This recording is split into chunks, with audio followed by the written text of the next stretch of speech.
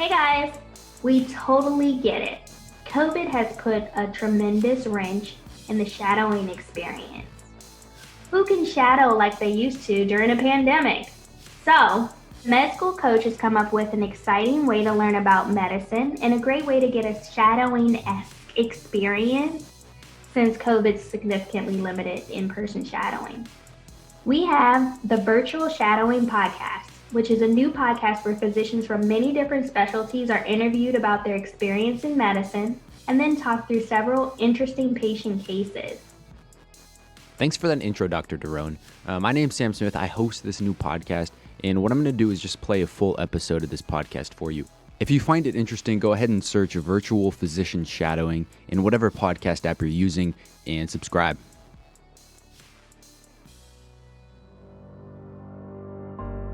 Virtual Shadowing by MedSchoolCoach brings you up close and personal with physicians from many different specialties.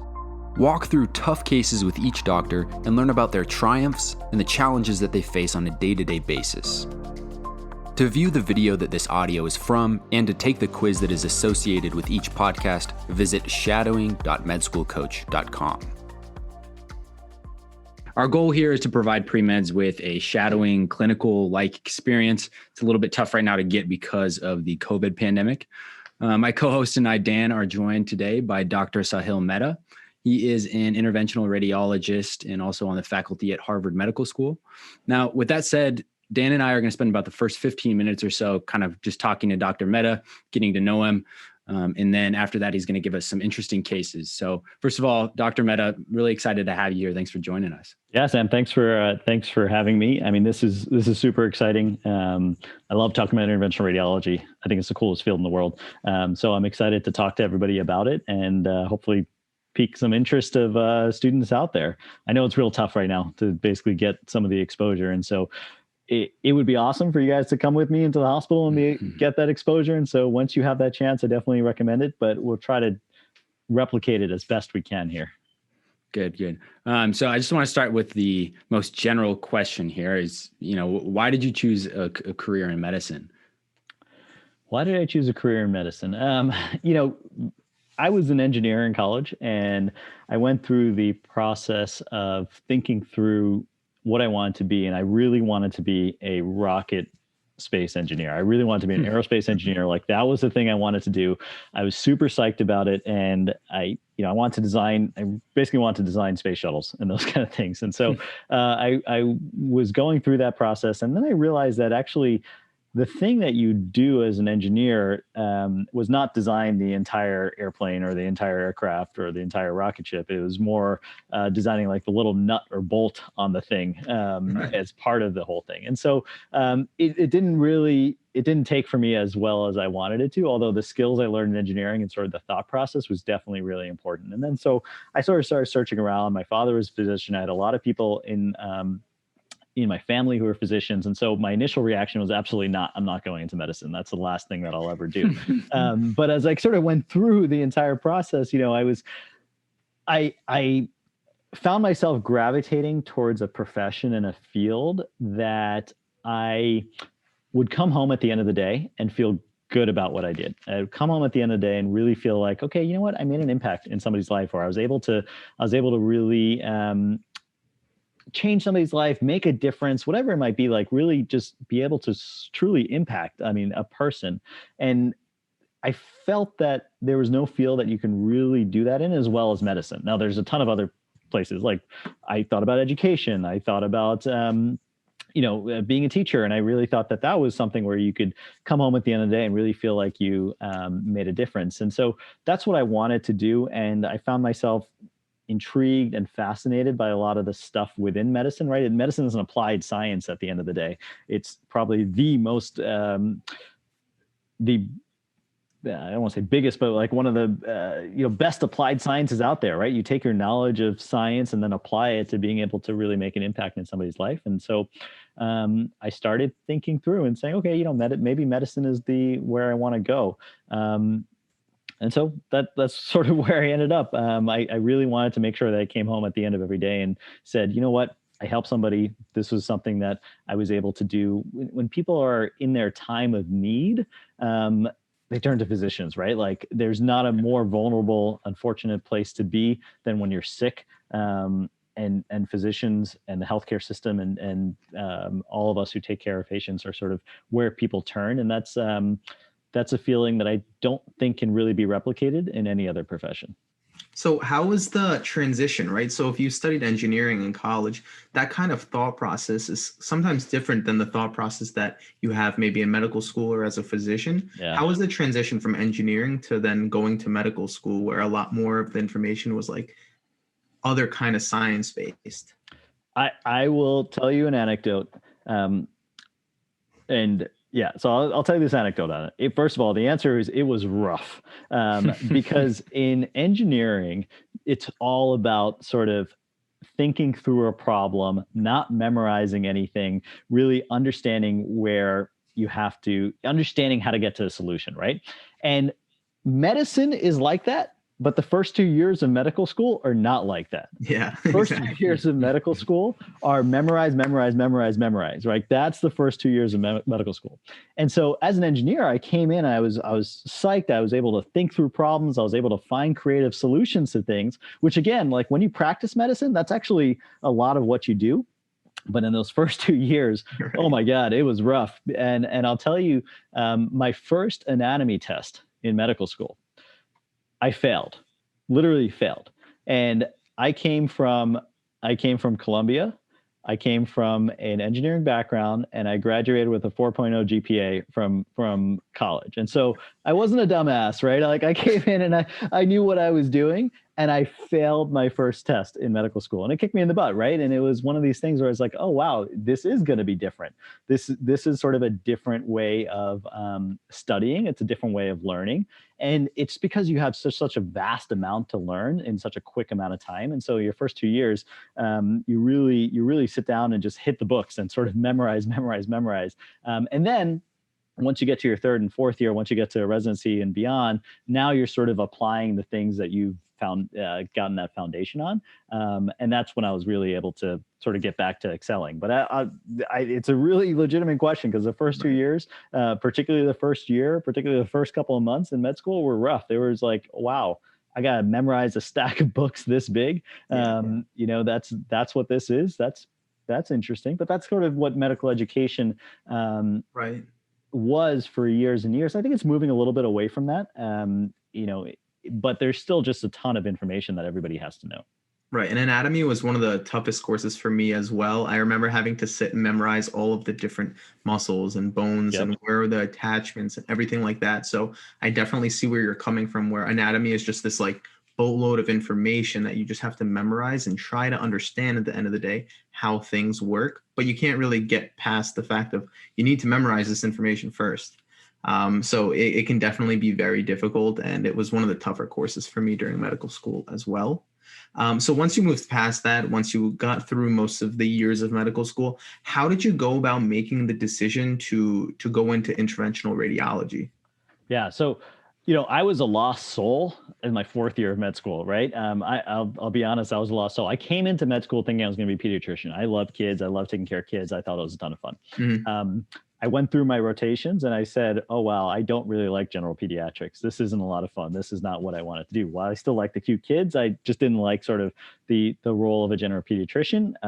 Thankfully, there's a whole bunch of people who do, and they're really good at it. What I realized was that I like to make an impact. I like to work with my hands. I like to make a fast impact.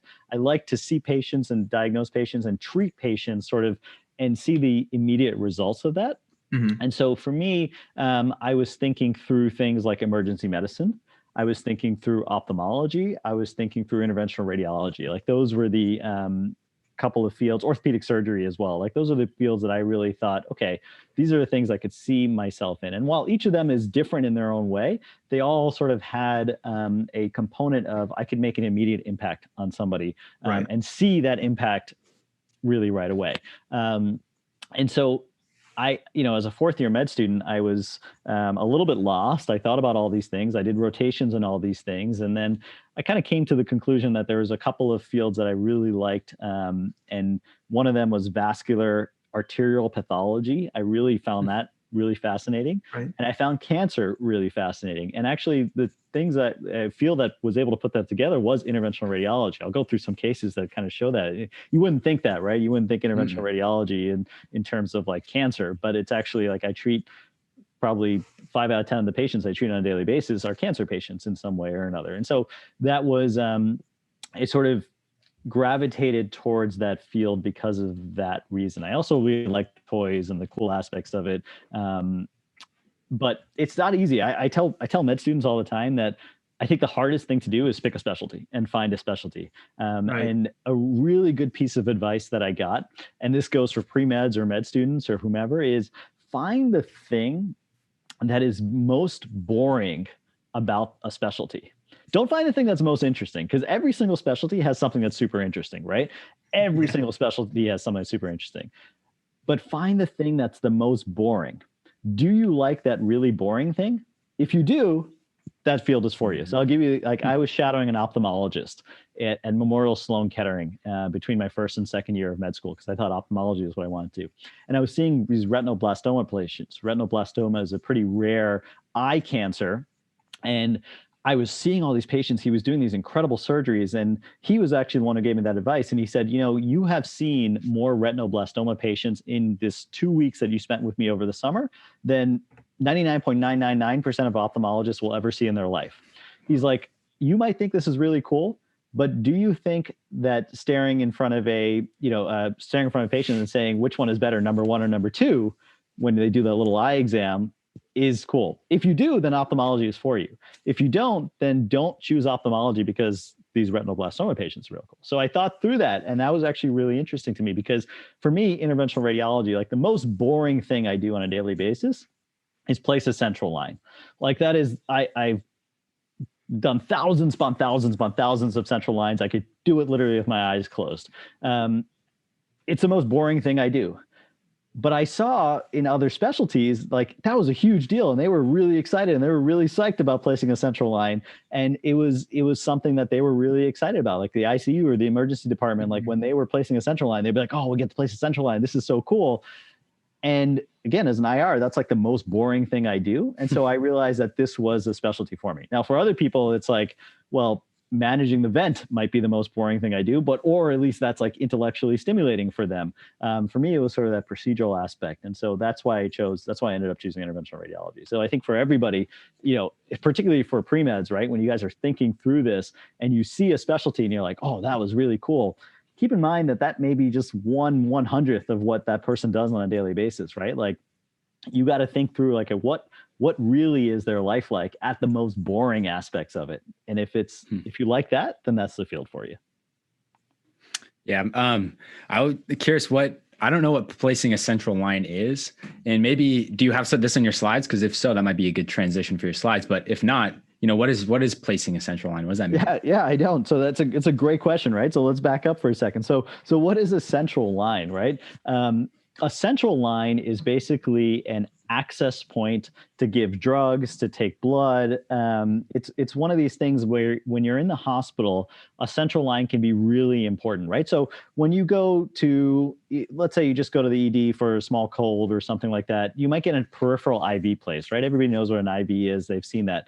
That's a very small bore catheter. It's really small, and you can inject things like saline through it. You can inject things like contrast or blood through it, but it's pretty small at the end of the day. And it's not an access that we want when somebody is super sick. So when somebody is super sick, what you sometimes need to do is get them drugs really fast, get them blood really fast, get them volume or saline really fast into their body, right? Like they might be bleeding from somewhere and you need to get them blood super fast.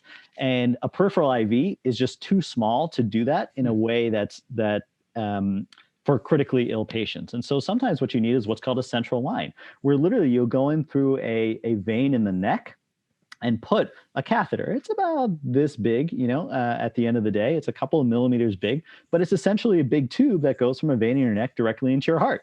And so at that junction, I can now give a whole bunch of drugs really quick. I can give a whole bunch of blood really quick. I can draw blood really quick. And you'll see this a lot in emergency situations, right? Somebody is crashing on the table and they need what's called access, some kind of venous access to give drugs, to give blood. And that's what a central line is. A central line does that. You can go through the neck, you can go through the groin. There's different ways to sort of place that. But basically, it's a quick conduit right to the heart. And it's a long catheter or tube that essentially just stays there. And when you're done with it, you take it out. Hopefully the patient gets better. You can take it out and you basically hold pressure, and that venous hole essentially just closes up. So that's something that you'll see emergency medicine physicians do a lot. That's something you'll see ICU doctors do a lot because those are critically ill patients. Interventional radiology does it a ton. Interventional radiology oftentimes is the one who does it when the ED doc or the ICU can't get a central line for whatever reason. If the anatomy is really difficult, if they have had previous central lines and that vein is really scarred down, because that can happen, they'll call IR and say, hey, we need your help putting the central line in. And we're the ones who sort of can go up there and place a central line really in any patient in any way. We can get them access. So central lines are something you'll see a lot in the hospital, particularly in the ICU setting, because those are really for some of the most ill patients that are out there. Gotcha. Makes sense. And as I said, that's like the most boring thing I do. Central lines are super boring for me, right? We can place central line in anybody, but it's definitely one of those things that I remember as a med student and even as an intern, I remember seeing fellows place central lines and being super excited and being like, oh man, I want to do that. I want to do that. Like, just let me get my hands on that. And now, again, I've placed no less than 20,000 central lines in my relatively short career already. So it's something that, we just kind of do on an everyday basis at this point. Great. So in terms of your everyday basis, do you kind of have a way to talk about what you do on an average day? Is that in your slides? Could you prepare that for us? I definitely walk you through it. I have some of that in my slides too, but what I'll say here is that interventional radiology is a pretty varied field, really like any specialty, right?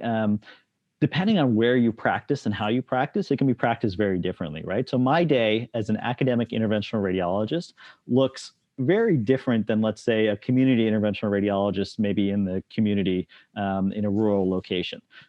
We have the same skill sets, but sort of the things that I do on an everyday basis may be quite different. They may be doing some diagnostic radiology as well. They may be doing biopsies and drains. These are things that I can do as well. But at sort of a tertiary academic center, we're sort of doing a lot of the more complex things here as well. And that, again, that goes for any specialty, right? So if you're a general surgeon out in the community, you might be doing relatively more quote unquote routine, super important still, but more sort of routine procedures. Whereas if you're at a big academic center, maybe you're doing the more complex things. So a day in my life, maybe involves 3 or 4 central lines. It may involve 2 or 3 arterial embolizations. It may involve a TIPS procedure. All these things we'll go over and sort of dive into. And it's going to involve seeing patients on the floor, talking to patients in clinic, seeing follow-ups, talking to clinicians. All these things are sort of part of the day of an interventional radiologist. To receive 1 hour of credit for the shadowing experience, take a brief 5-question quiz at shadowing.medschoolcoach.com. Pass the quiz and you'll receive a certificate of completion from MedSchoolCoach. Now, back to the show. I think this is the best way to describe interventional radiology, right? It's like surgery, only magic. It really is. Like, the things that we're able to do are very much like surgeries, right? They're minimally invasive surgeries. In fact, there's an entire group of interventional radiology that probably calls ourselves more minimally invasive surgeons than radiologists. Now, interventional radiology is typically considered a subspecialty of diagnostic radiology, although a couple of years ago, actually, interventional radiology started having its own residency. So now if you're a med student, you can actually go right into interventional radiology. It's still certified by the same board, but basically it's something where we as interventional radiologists do not necessarily do the same. We don't actually do anything like a diagnostic radiologist does on maybe an everyday basis. So it's kind of a different field, and I would consider it more of a surgical subspecialty than a subspecialty of diagnostic radiology. At least that's the way I sort of look at it.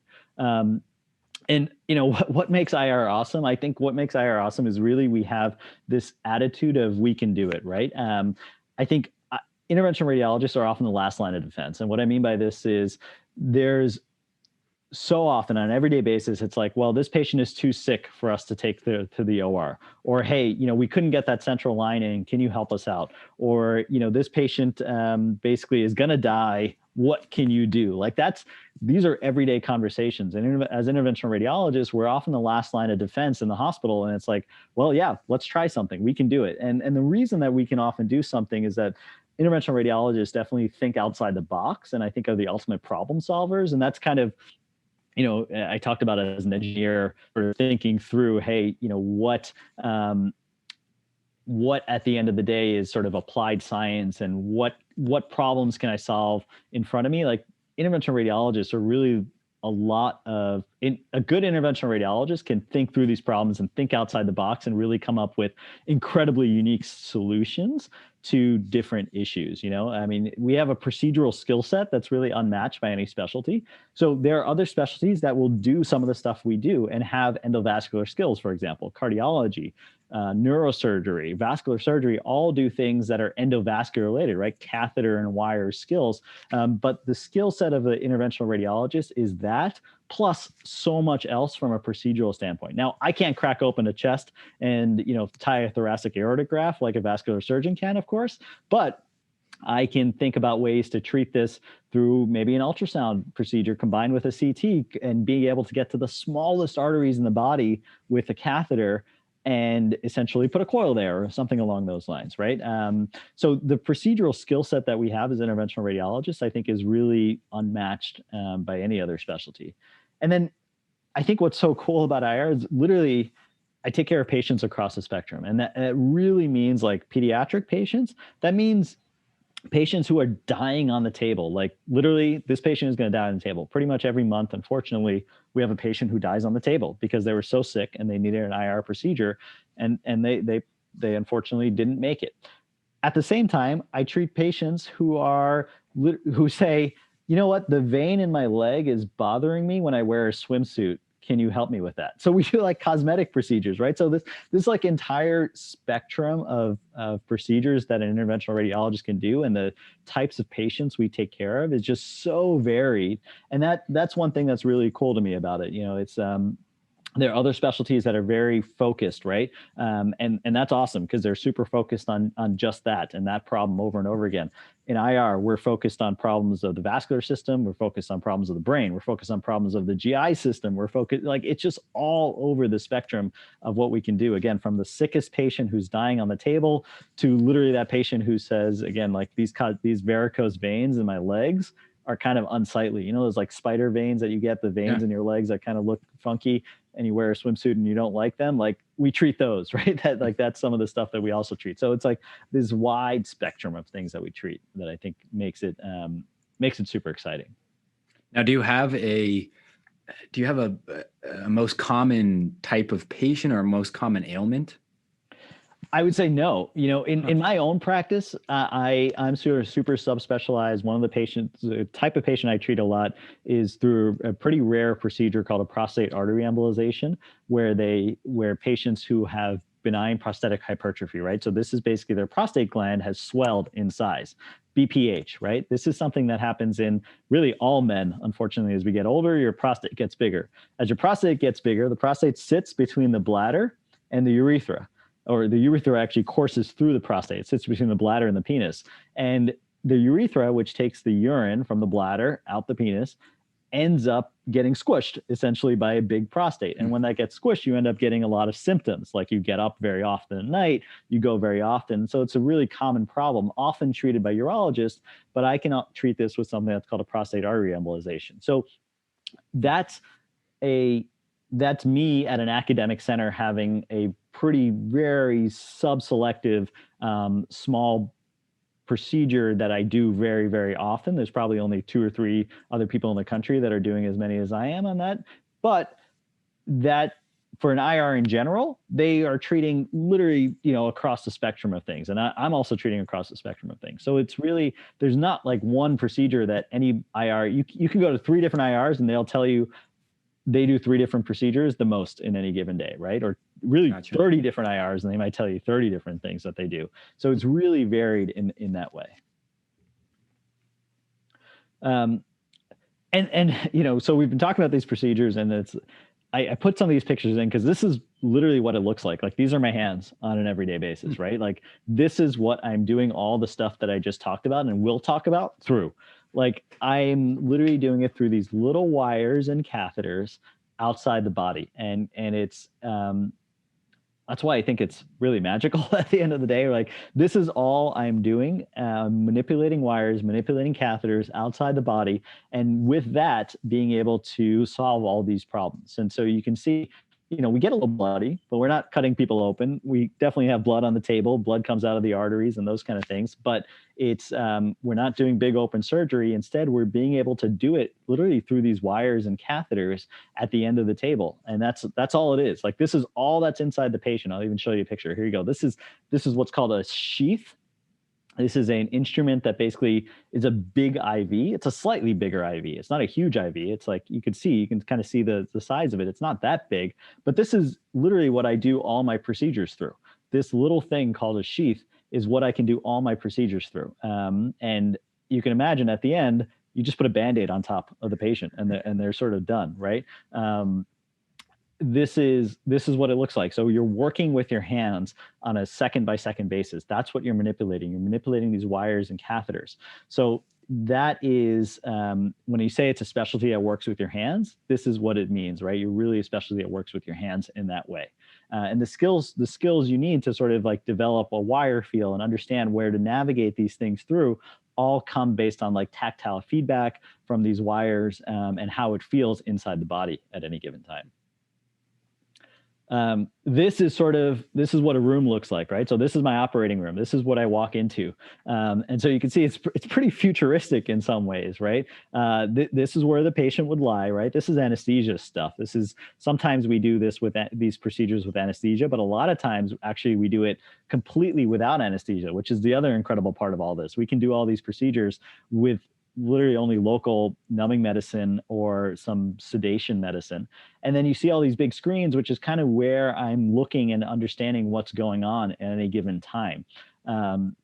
This is kind of what it looks like, right? So this is us sitting there. We are manipulating these little wires at the end of the table. And what we see on the screen is basically fluoroscopic images or X-ray images, sometimes CT, maybe ultrasound images of what's going on inside the body, right? So I'm actually watching my wires and catheters go through the body. I'm watching them sort of take turns. This is an aortogram, and basically you can see that these are the vessels that would be supplying your leg. And you can see, like, on this side, this person has pretty good flow. But where is it on this side, right? It's completely gone, basically. And this is somebody who, for instance, would basically be presenting with leg pain because they have severe arterial disease, right? Their arteries are clogged up.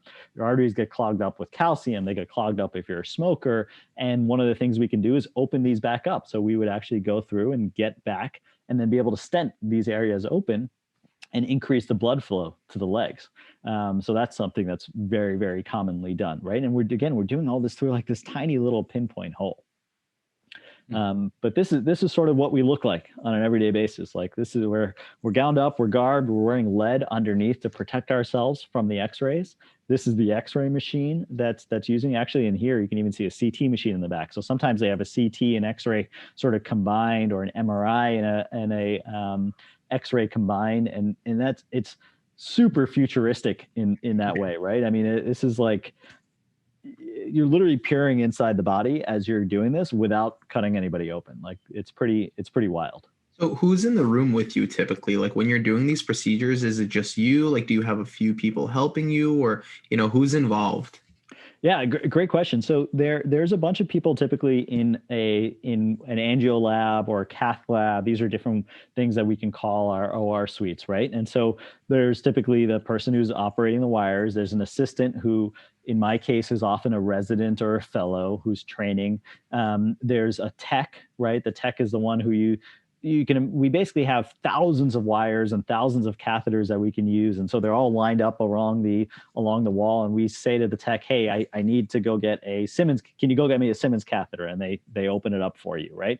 Oftentimes there's a nurse in the room who's monitoring the patient's vital signs, right? As you're going, there might be an anesthesiologist in the room if the patient's super sick and needs some things like pressure support, which is basically they're really sick and they need drugs to basically keep them alive at that moment until we're able to stop the bleed. So these are some of the people that are in the room with us at any given time. All right, cool. So my day as an interventional radiologist, right? I mean, I will go through a bunch of stuff here, right? And basically on any given day, I get in around 7 or 8 o'clock, and I go through inpatient rounding, right? So I see patients who are in the hospital who perform procedures on, or who maybe we've consulted on, right? Maybe there's a medicine doc who said, hey, can you take a look at this patient because they had a GI bleed last night? I want to see if you can do anything. And I tried to kind of put on the spectrum of patients, right? It could be a young, healthy patient who came in with trauma, right? They got their car accident and they had a splenic laceration, right? So their spleen was bleeding and we needed to do something. IR can do something about that. Or maybe an OB patient who just gave birth and they can't stop the bleeding after the birth, right? The placenta, basically the uterus isn't contracting in the way it should. And so the patient is still bleeding. And so we can help that person by doing an embolization. They're patients with cancer, right? Maybe they just need something as simple as venous access, or maybe they have a blocked bile system and the GI docs couldn't get to it or couldn't access the anatomy. Maybe they have a liver cancer, which we can do something called an ablation or an embolization on. They may be liver transplant patients, right? They just got into this big transplant and unfortunately their artery went down, right? So there's an artery that connects the transplant surgeon got out of the OR and said, oh man, there's like no more flow in this artery. I need you to open this back up. So you can see like just a wide spectrum of patients that we can sort of work on a daily basis. And literally these are patients who would be on our, what we call our list or what we round on a daily basis. And so I'm seeing patients, I'm interacting with patients, I'm interacting with the referring physicians. Then we'll typically start our procedure day, and it could be, a bunch of outpatient procedures, right? A uterine fibroid embolization, a transarterial chemoembolization. So this is treating a patient maybe with fibroids, a young, healthy woman with fibroids. This is treating somebody with cancer. I talked a little bit about the prostate artery embolization, which is something I do a lot of, treating an older man with urinary symptoms. Peripheral artery disease stenting, like it just goes on and on and on. Some of the stuff that we do. And again, it's so varied on a day-to-day basis. There could be biopsies thrown in here or drainages, right? So biopsy is when a patient maybe has a tumor or something that they see on a CT scan, but we don't know what it is, right? And so we're not going to cut them open and take that out before we know what that is. We need some tissue for our pathology colleagues to sort of look at it under a microscope and say, okay, what is this? This really is cancer, or this is not cancer. Maybe it's something benign. And so we're able to get to those areas and actually biopsy them without cutting the patient open, right? We're just able to put a small needle in, take a small sample, send it off to our pathology colleagues, and then they look at it and say, okay, yeah, this is X or Y, and then we treat them accordingly. We'll typically do a couple outpatient procedures in a day, and then a lot of IR is actually based around inpatient procedures. And so people in the hospital who are super sick or come in, right? Trauma cases, people who are bleeding out, people who have infections or clots, and the clot could be in the brain, it could be in the arms, it could be the legs, it could be in the lungs, aneurysms. Like these are all things that we sort of work on. And then in between, I'm seeing patients on the floor, I'm discussing, their conditions with referring teams. And then in my practice, one day a week, I basically have clinic time where I'm actually doing no procedures. I'm actually just seeing patients, right?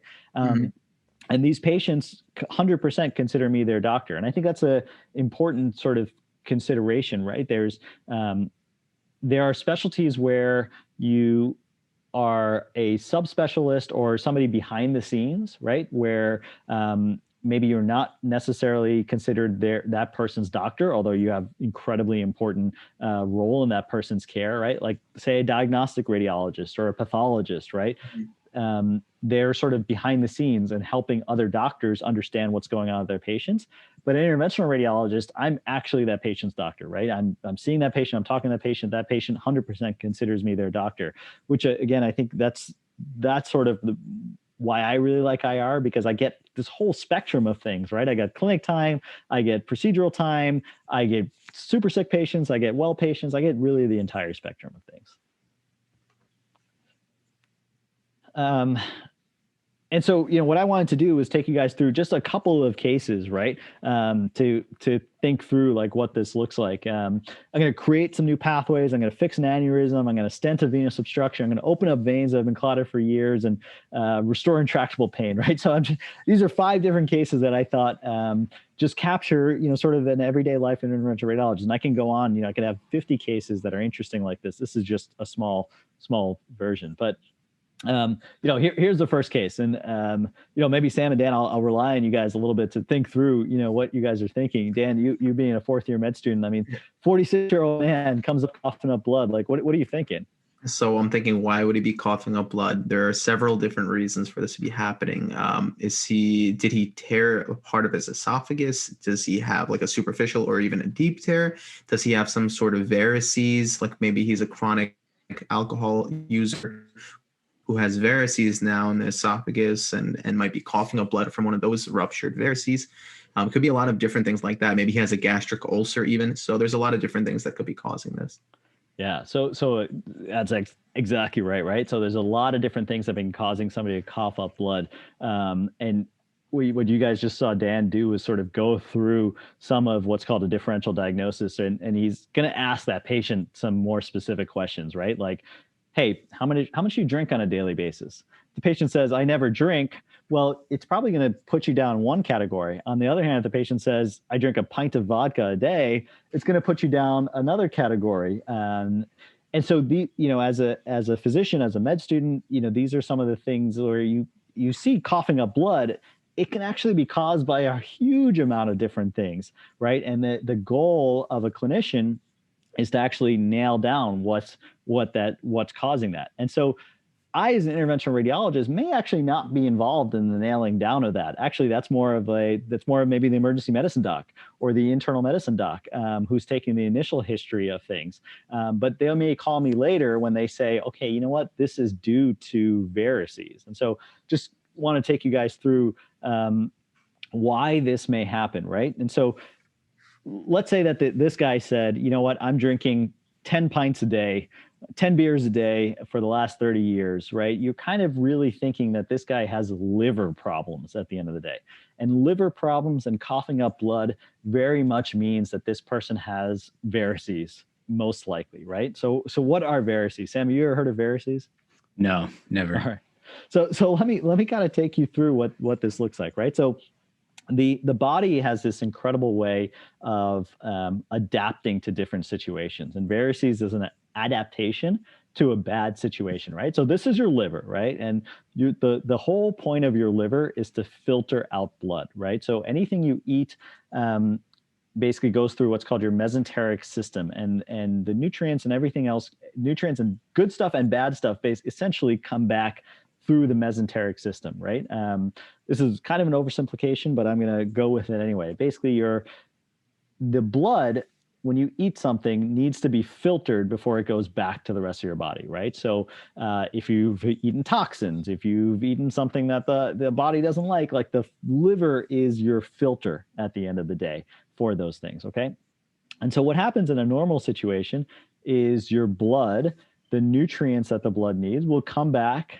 These little red dots are blood. It's going to come back. It's going to be filtered by the liver, and then it's going to go up the hepatic veins. And actually, your heart would sit up here. And it goes into your heart, and then your heart pumps, and then it gets it to the rest of the body, right? Actually goes to the lungs and then gets to the rest of the body. So that's basically what happens to, that's what your liver does. It filters out toxins at the end of the day, right? And simplification is your liver filters out toxins. What happens when you drink a lot is that your liver ends up being crappy, right? It ends up sort of not working the way it should. And so instead of filtering out, it becomes hard. And as it becomes really hard, what happens is that blood can no longer flow through the liver in the way that it's supposed to.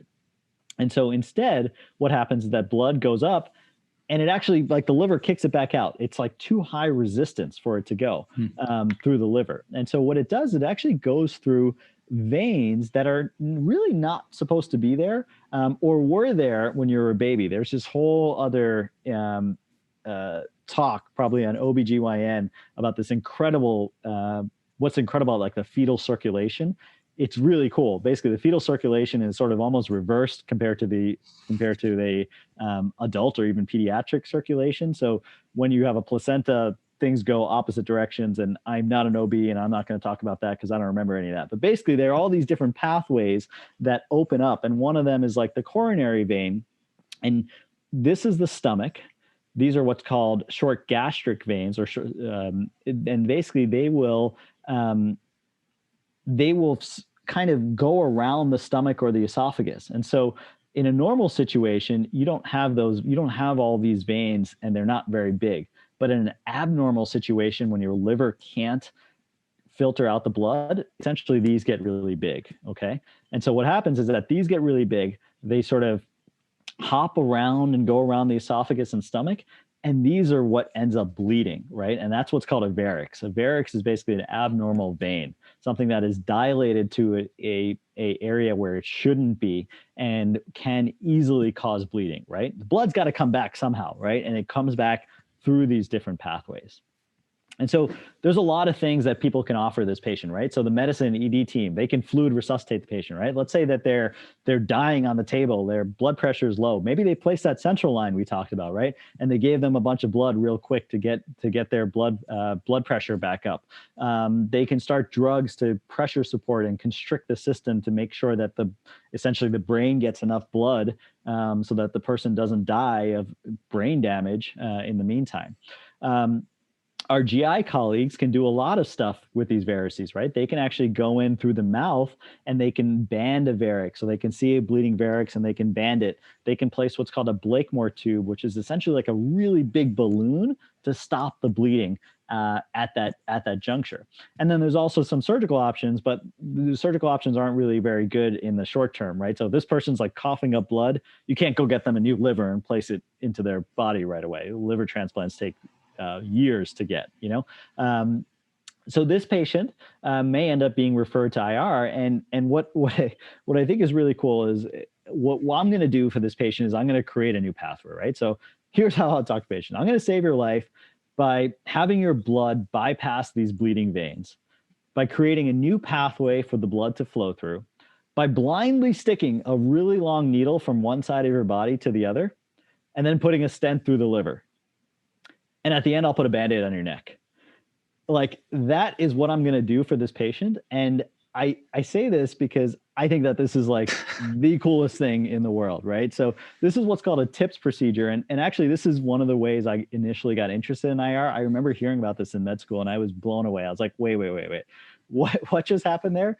We were able to save this patient's life who was bleeding from a varix and create this whole new pathway through the body.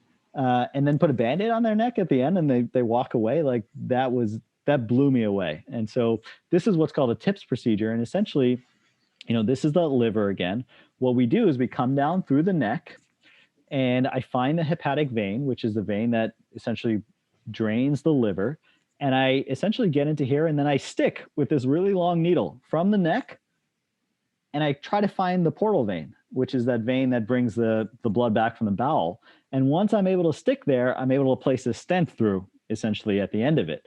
And that stent now, instead of blood coming here and then getting to the liver and then flowing back like we saw in the bad liver, what it's able to do is able to go through here and then go through the stent, because that stent is just open and a path of least resistance. And so blood can kind of flow back the normal way it's supposed to flow. How do you find those veins? How do you know where you're at? That sounds difficult. Yeah. So, I mean, basically what we do is while we're doing this, we understand where the hepatic vein is. Based on anatomy and based on doing this a lot, you know exactly where these things are supposed to be. You inject some contrast essentially as you go to be able to find your way. But I can tell you, right from an x-ray where I'm at. So I look at the x-ray and I look at where my catheter is, and I know exactly based on anatomy where that hepatic vein is supposed to come off. And I know it's okay, it's right there.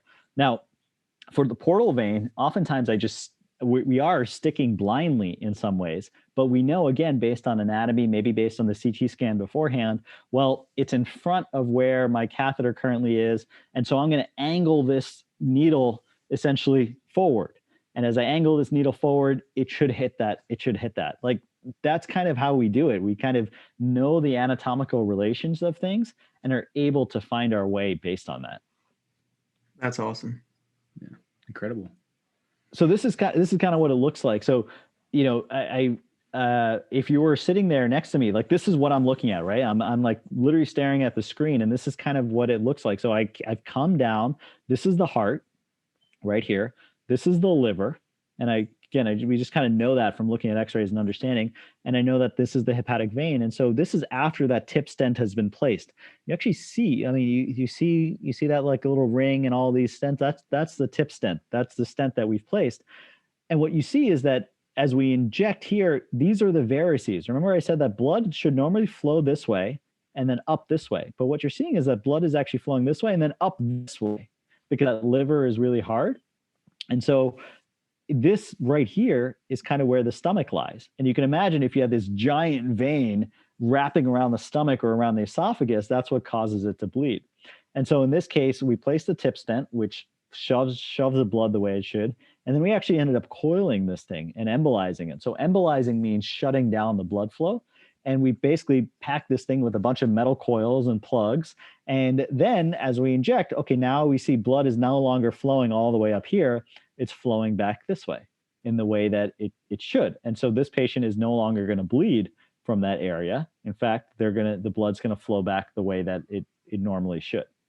So that's a TIPS procedure. It's called a TIPS, and again, it's like one of the coolest things I think that we do. And again, I was blown away about this in med school, and now I, do this twice a week. It's one of these things where I was like, wow, this is super cool. And these are the things that we kind of do every day as IRs.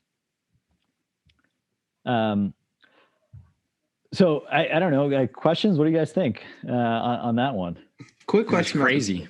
Yeah. So quick question about that then. So you said the liver is doing a lot of the filtration, like metabolizing the whatever is going through the mesenteric system. Now, when you put in this TIPS, like when you do this procedure, now the blood is just bypassing the liver. So like what's happening to the blood?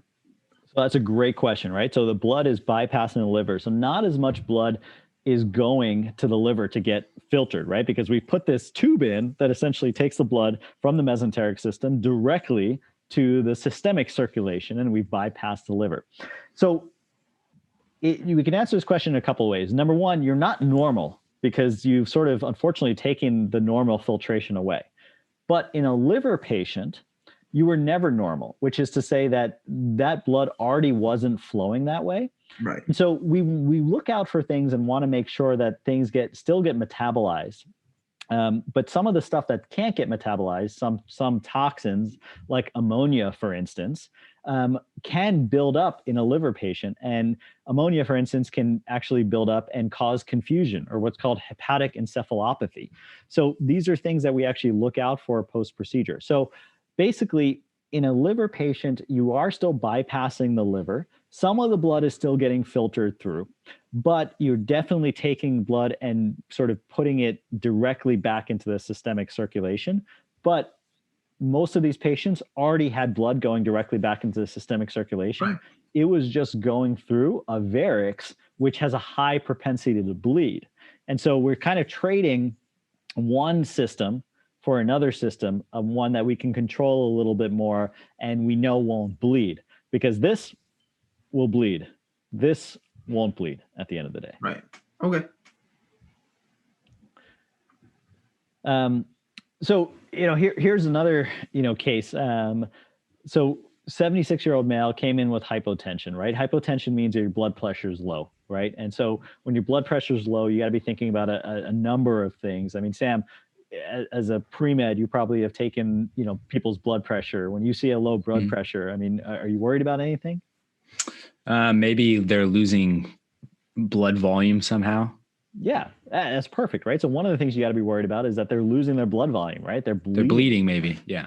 Exactly. They're bleeding somewhere. And so obviously there's a lot of reasons for hypotension, but one of them could be bleeding. And in this case, what you're actually seeing is a bleeding blood vessel. So this is what's called a CT scan, right? A CT scan is a way to peer inside the body. And a diagnostic radiologist really reads these CT scans and is able to understand them. As interventional radiologists, we're trained in diagnostic radiology, so we can read them and understand them too.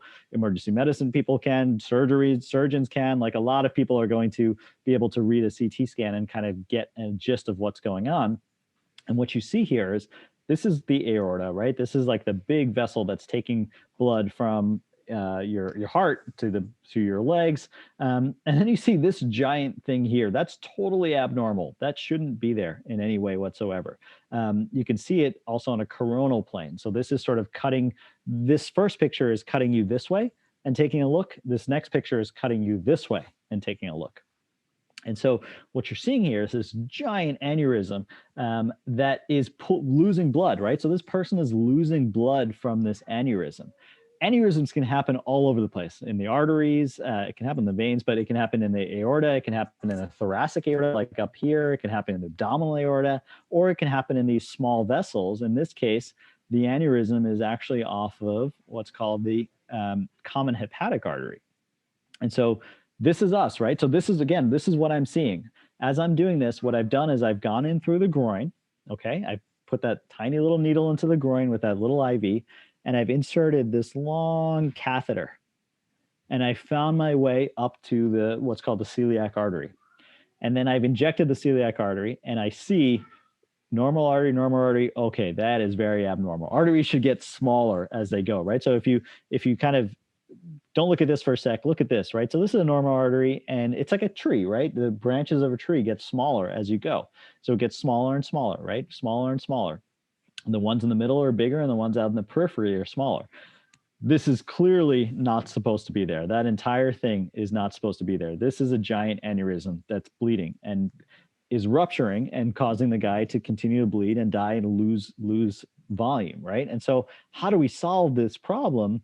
Well, what's, again, so cool about our is we can actually solve this problem by, what I've done is I've put a sheath up here, and I'm about to put a stent right over that area, right? And so as I put that stent over the area, what's going to happen is that the blood is just going to go through there. It's a covered stent. So I've deployed a stent across that entire area. And now I inject again, and you don't see the aneurysm, right? Because I've totally excluded it. I've totally taken it away, because the blood can no longer fill that aneurysm, which is essentially a hole in the artery, right? So here we had a giant hole in the artery, and then I essentially plugged the hole, right? I did some plumbing, right? I patched the hole with the stent, and that's it. This is what's called a CT scan after, and you can see that big aneurysm is gone. You can see this flow maintained all the way to the liver, right? So you couldn't just go in and operate on this. If you went and operate this patient would die, right? So if you tried to cut this patient open, like, what are you going to do with this thing? It's going to burst open. It's going to bleed everywhere. This is the only option this patient had, was to be able to somehow embolize, stent, graft, or whatever else, shut that down through an interventional approach. What's the cause of that? So this can be caused by a lot of different things. In this case, there's a couple of clues. Dan, any idea what may have caused this?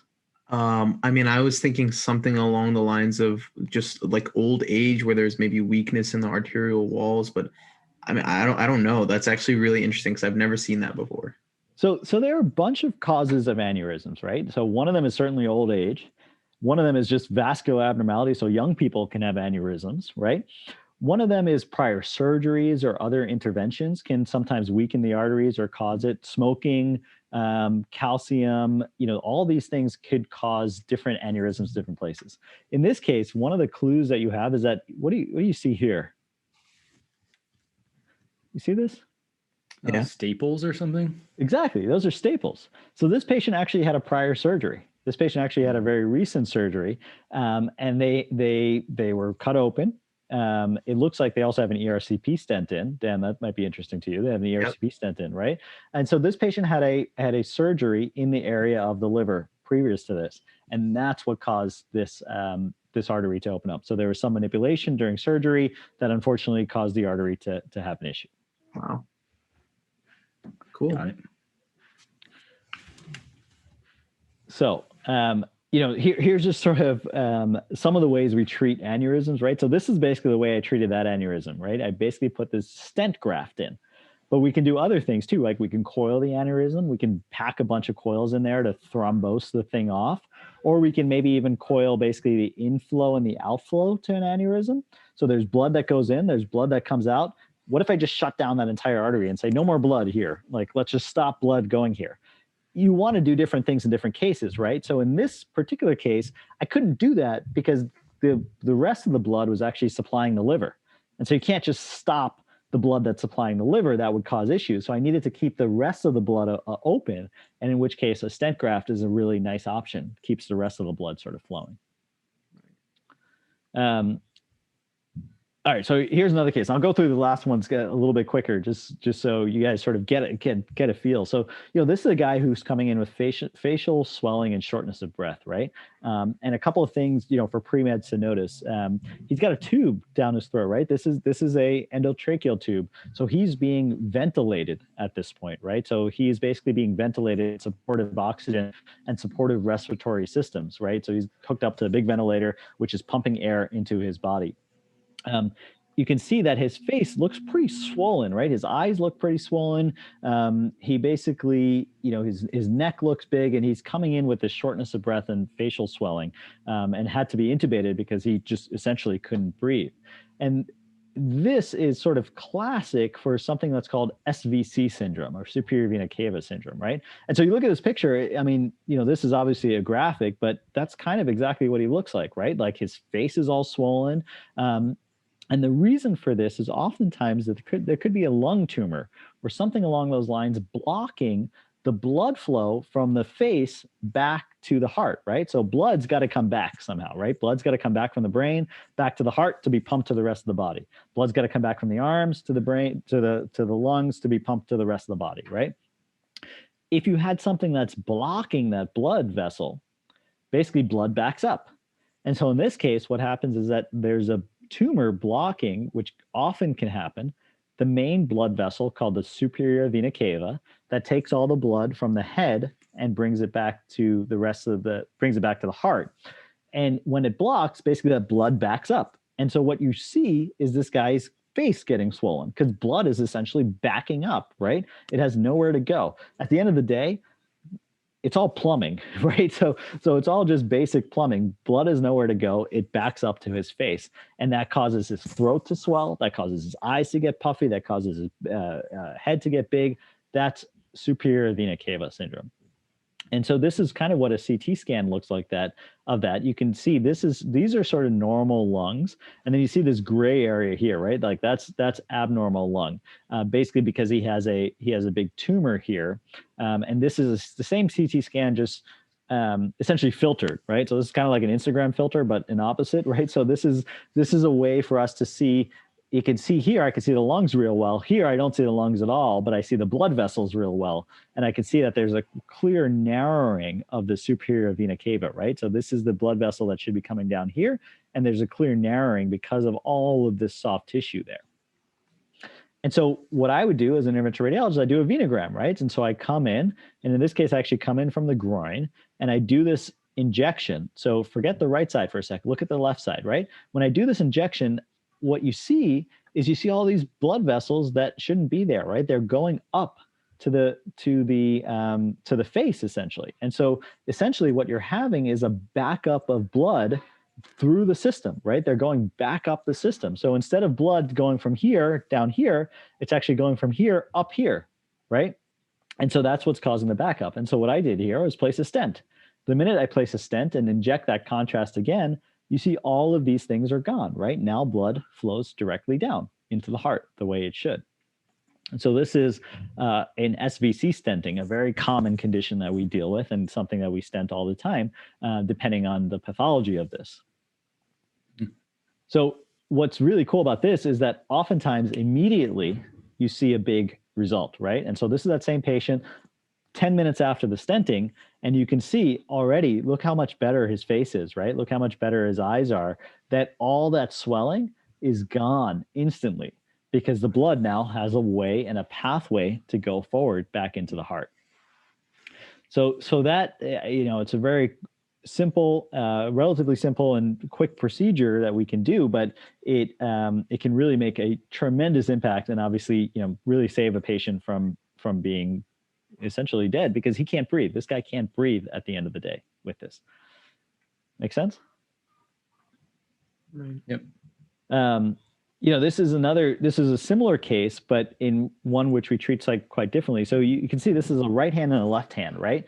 And you can see that right hand is huge, right, compared to the left. So he's got arm swelling. And the reason he has arm swelling is because he's a dialysis patient and has had different, basically a graft created up here. So dialysis patients need their blood filtered through a dialysis machine, right? And for that to happen, they need blood to be taken in and out of their system. And oftentimes you create what's called a fistula. The surgeons will create a fistula in order to do that. Now, what happens over time is, unfortunately, these fistulas sort of close down. And this is one of the big problems with diabetic patients who end up on dialysis and what's called end-stage renal disease. They basically have issues with their venous access and their flow, and they can't get dialysis in the way that they want. What happened in this case is similar to the last case, but instead of the tumor sort of growing over the course of maybe weeks to months, this is something that actually happens over the course of years. And so you see when we inject contrast, what you're seeing here is this is the chest, right? Can you make out the ribs here? These are ribs, right? And so these are ribs. This is the heart, okay? And then this is the arm. So this guy's arm is out this way. And what we're looking at is essentially this area right here. And so when you inject contrast, what you see is that normally the contrast should come this way, right? It should all the blood should flow from the arm back to the heart, right? It should flow back this way. But in his case, it doesn't. It actually ends up flowing the opposite way, right? So it flows through these tiny little collateral veins, is what we call them, all the way back to the heart. But that causes his arm to swell, right? Because he's got all these veins, essentially. Again, it's a plumbing problem. The blood can't get from one side to the other. And so you can see that's essentially where the blood stops. And this is the same X-ray sort of with the bones, so you can see a little better, so you can understand where you are, right? This is the shoulder, right here. And so this is everything that's backing up. And you can see why his arm is sort of swelling because of all these different things. And so what can I do as an IR, right? So what I did was I basically created a new pathway, right? So I essentially came from the groin and I came from the arm. And I said, how am I going to connect these two dots? Right? Because that's what I got to do, right? At some point, this guy had these dots connected, right? The normal, essentially, brachiocephalic and superior vena cava should come this way, but they've scarred down over time to nothing, which can happen. Basically, these veins can scar down. And so what I did was I took this point, and I took this point, and again, with my really long needle, I basically connected the two. And so I took a super long needle from the groin, I basically connected it to this point up here, and I grabbed it and I said, okay, now I have a connection. And once I have that connection, well, I can do anything I want. So this is actually the needle. It's like this very thin, long needle, right? So it's 65 centimeters. So it's pretty long, very thin. And essentially I stuck it from the groin all the way to here. And then once I have that, well, now I can place a stent there, right? So once I place that stent, all the blood flow comes back. So instead of all those things that you saw, the blood flow comes back the way it's supposed to, right? So that's like it's similar to the TIPS procedure in some ways, but it's in a completely different part of the body. It's completely different indication. But when I said that IRs basically have this like procedural skill set, this is sort of what I'm talking about. Like we can do all these different things in different parts of the body. This might be a dumb question, but I'm just like, when you're running a wire through veins, are you ever scared you're going to puncture the vein? I mean, how well do those hold up when you're moving things through them? It's a great question. So definitely. So we're always scared that we're going to come out of the vein or come out of come out of the artery. Sometimes we want to do that on purpose, right? In this case, I definitely wanted to come out of the vein on purpose because there was no more vein left. So I needed to come out. But I have to do it in a way that makes sense, that I can control and make sure I have a backup option, right? So you can perforate out of an artery and you can run into situations where it's an issue, right? So you perforate out of an artery and now you've caused bleeding in that area. What you have to do is have backup options, right? Maybe I stent it, maybe I balloon it, maybe I understand that it's happening right then and there, and I can treat it because I'm right there. But that definitely can happen. Okay. And so this is that sort of normal connection.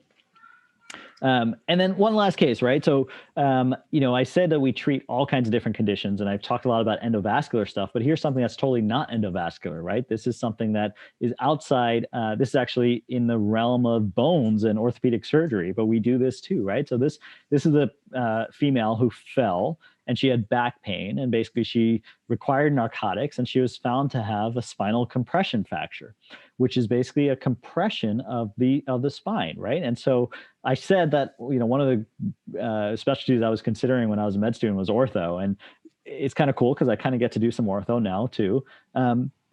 Basically, we can treat this. So when the bone in the spinal column fractures, we can actually go in there through X-ray guidance, put up a balloon, and then fill it with cement. This is a procedure called a kyphoplasty, right? So this is what it looks like. This is what's called an MRI. An MRI is like a CT scan, but actually a little bit different. It sort of uses different physics and is able to give you a lot of soft tissue detail. And what you see here is this is the spinal cord, right? So you see all that white, that's the spinal cord. You see these like little square-shaped things. Those are the vertebral bodies, right? So those are each vertebral bodies. And what you'll notice is that this one vertebral body kind of looks a little bit squished and is bright, right? And so it's got what's called water in it. It's got edema in it. And that tells us that, hey, this thing is fractured. So this is a fractured vertebral body, and this is what's causing her pain, right? When you ask her where her pain is, she says it's right here. She points just to that place. And this can be really painful for patients, right? You can imagine if their spinal column is cracked, it's painful. So what I can do as an IR is essentially go in and find that vertebral body, right? So I look on X-ray, I find the right place, and I put a needle into that area. Through that needle, I essentially make it bigger and bigger and bigger until I can get a balloon in that area. I inflate the balloon to give myself a little bit of height, and then I fill the thing with cement to harden it up. So it's kind of like, if you broke your wrist, you might get a metal plate there, right? In order to fixate it. That's essentially what we're doing for this patient. And it's great because patients, like this patient was in horrendous pain, couldn't get up. And she sees me back in clinic 2 days later, and this is what she looks like. She says, look at me, I'm able to get up. I'm feeling great. Like, so these are the things that, are so satisfying, right? We came back and we talked about, like, at the end of the day, helping somebody and sort of making that impact. And I really feel like, we obviously do that as physicians, as IRs, for sure. So, I went through a bunch of cases there, but the idea was to give you a little bit of flavor of maybe, what an interventional radiologist does and how we do it on a daily basis. Nice. That's very impressive, honestly. Like, it's really it's cool awesome. What kind of things IRs can do. Especially that last one. I mean, that you're going from one day where you can't really walk or, you're in so much pain to being able to do a lot more. It's very amazing. Yeah, you could definitely make an immediate impact. And I think that's, as you're thinking through shadowing different specialties and looking at it, like there are some specialties that have very long-term impact, and that's fantastic, right? Internal medicine, family medicine docs, like these guys have long-term relationships with patients. They see them over time, psychiatry, right? And you see sort of progress and disease management that way. And then there are other specialties that are very much in the moment, right? And I feel like IR is an in the moment specialty for the most part, where you see a patient, they have some issue, you treat them, you see them in follow-up, and then they're sort of discharged from your care. There are other specialties like that too, right? Like orthopedic surgery, maybe, right? Somebody comes in with a broken wrist, you treat them for that, and then you sort of see them just for that problem, and then they're gone from your care.